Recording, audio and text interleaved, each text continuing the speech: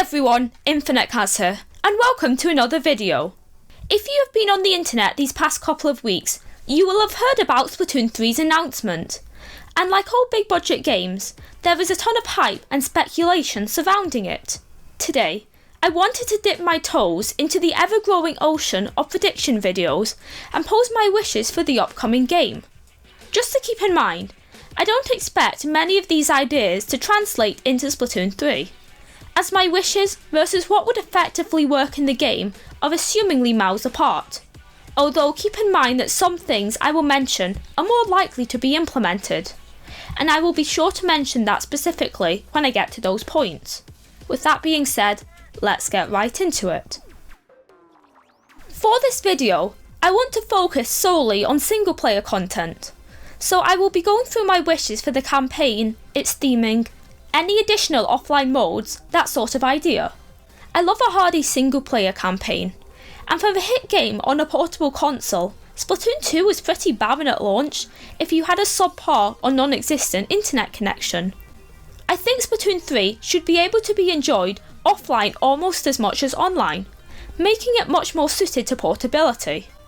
At Splatoon 2's launch, there was the single player campaign, and nothing else of major substance outside the main multiplayer.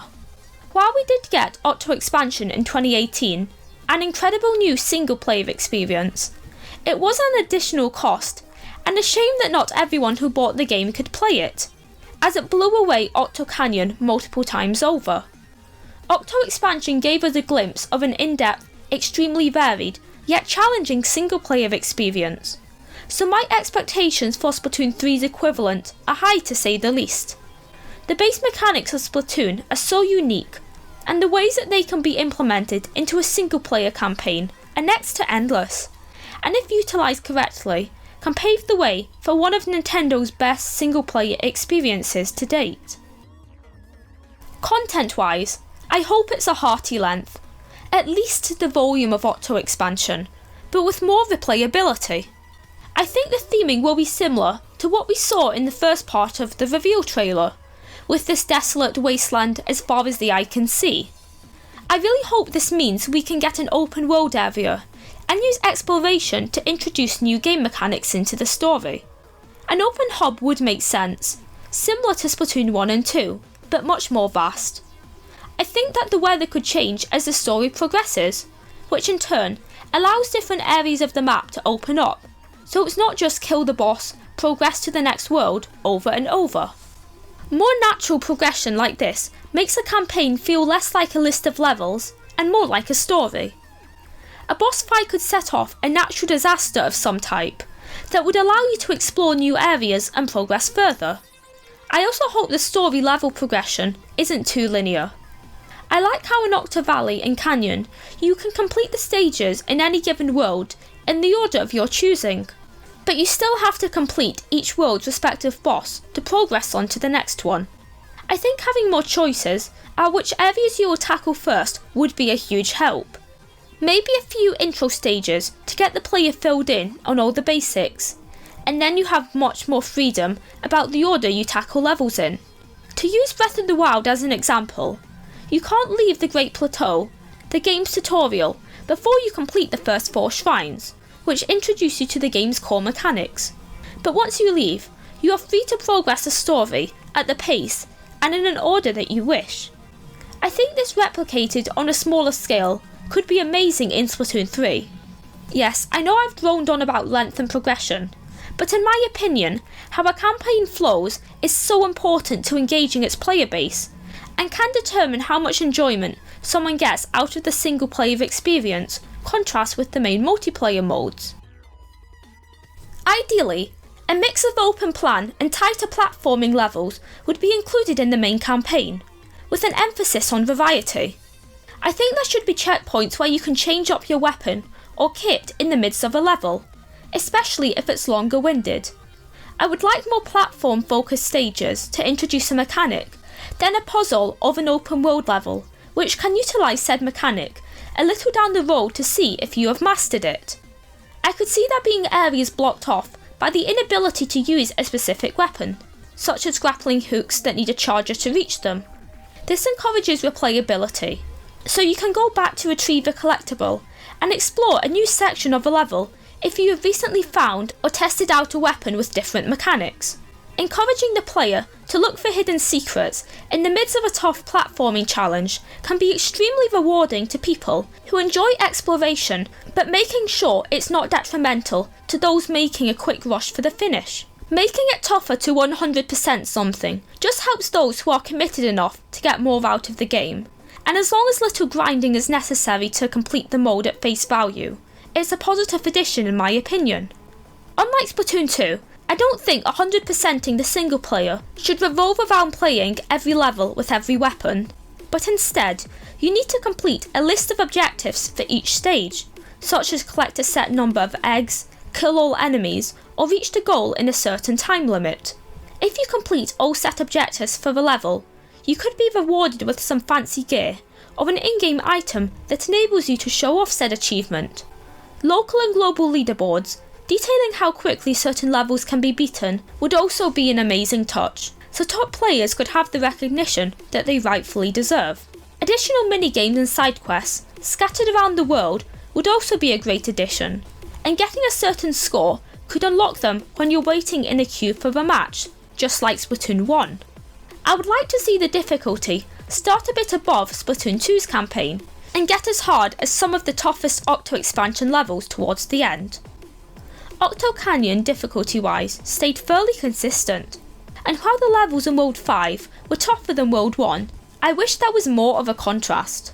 Like Octo expansion, I want there to be levels with a wide variety of objectives, such as 8 balls, using only your special, and having to pop a set amount of balloons within a time limit. If these are too challenging for some newer players, there should be an opportunity to skip the level, but you will need to revisit it if you have your heart set on more than simply completing the story. The most difficult levels should be optional, so the frustration for people wishing to complete the campaign casually is toned down as much as possible. I love a challenge, but I understand that my definition of hard inside Splatoon 2 is far away from the overwhelming majority of the player base, so I would be willing to sacrifice some personal challenge to make the overall game mode accessible. So story-wise, do I have any hopes or predictions?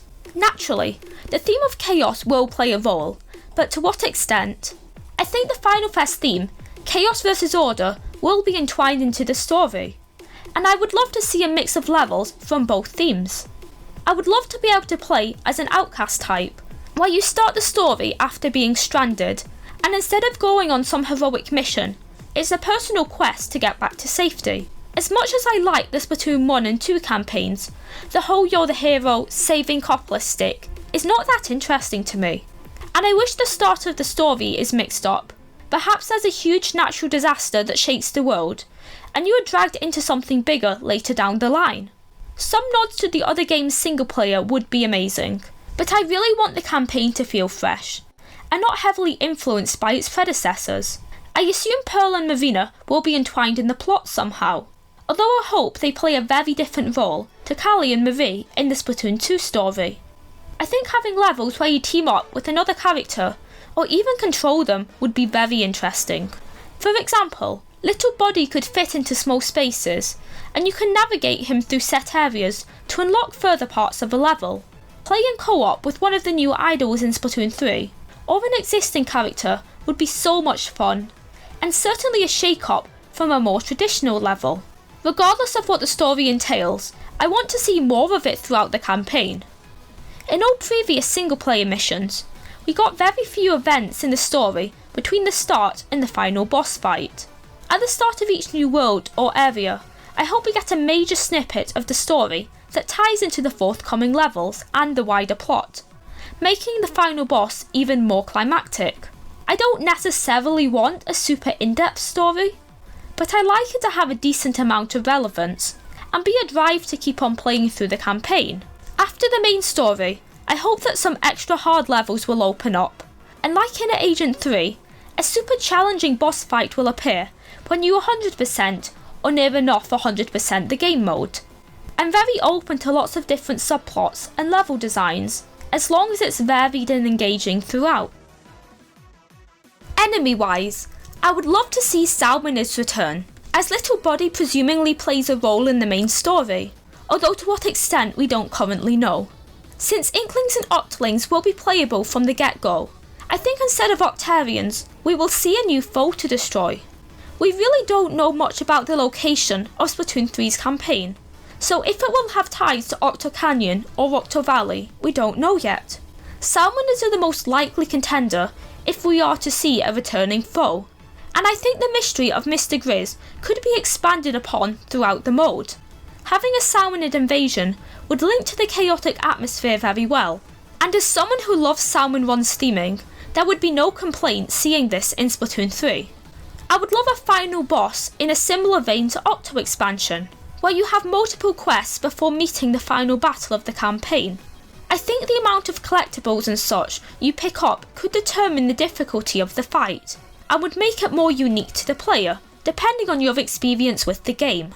I certainly think hero weapons would be a nice addition, but I would love it to be a skin that you can add on to any weapon to make it a hero equivalent, as most hero weapons in Splatoon 2 have average kits at best, with only a couple of exceptions. Having unique customization options, like hairstyles and legwear, would also be a great touch, as well as allowing us to choose the abilities on the single player exclusive gear. Please Nintendo, no more Bomb Defense Op DX hats. I want to wear the rewarded gear without sacrificing a main ability. Lastly, let's briefly touch on some extra single player content. My biggest hope is that there will be AI we can fight against in offline mode, and you can choose to either play a 1v1 or with 7 other AIs in a standard 4v4. This would allow you to replicate the feeling of online matches, but obviously without the need for an internet connection.